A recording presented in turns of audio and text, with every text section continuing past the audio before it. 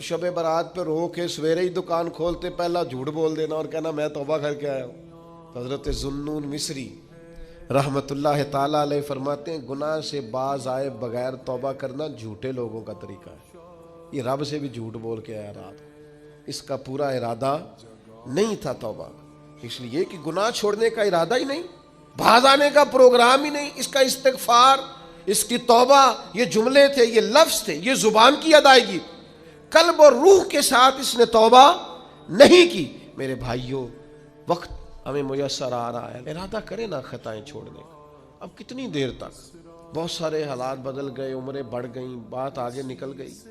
इमाम गज़ाली फरमाते हैं जिसकी उम्र 40 साल हो गई और अभी भी वो गुनाह से बाज नहीं आया, इसका मतलब ये है कि वो अपने लिए जहन्नम का फैसला कर चुका है। माज़अल्लाह, उसने इरादा कर लिया है कि जाना ही गोया दोज़ख में। अल्लाह की नाफरमानी पर कमर बस्ता हो गया। इरादा किया जाए कि मैं आज के बाद ये वाला अमल नहीं करूँगा। और मैंने छोटे बच्चों को जो अभी 15-18 साल की उम्र में होते हैं, मैंने उन्हें देखा है कि वो असातिज़ा को और वालिदैन को कैसे मनाते हैं, वो अपने बड़ों को कैसे मनाते हैं, वो कैसे यकीन दिलाते हैं। कहते हैं आज के बाद दोबारा आप मुझे ये गलती करते तो महसूस होता है। फिर उन पर बड़े सख्त तरीन असातिज़ा को भी रहम आता है, कहते हैं यार कह तो रहा है, आखिर बच्चा है, चलो भूल गया था, रख लो, ख्याल आ जाता है। तो जब तक ये कैफियत पैदा नहीं होती उतनी देर तक शब बारात की शाम हाथ उठाने का मकसद समझ में नहीं आता, दुआ मांगने का मकसद समझ में, आपने पुख्ता इरादा ही नहीं किया। पक्का इरादा तो करें कि आज के बाद दोबारा ये जुर्म नहीं करना, लेकिन तौबा भी खूब की, शब बारात की सारी रात रोए, उम्रा भी बहुत कसरत से किया, वहाँ जाके भी बड़ी माफ़ियाँ मांगी, लेकिन वापस आके वो गुनाह छोड़ा ही नहीं।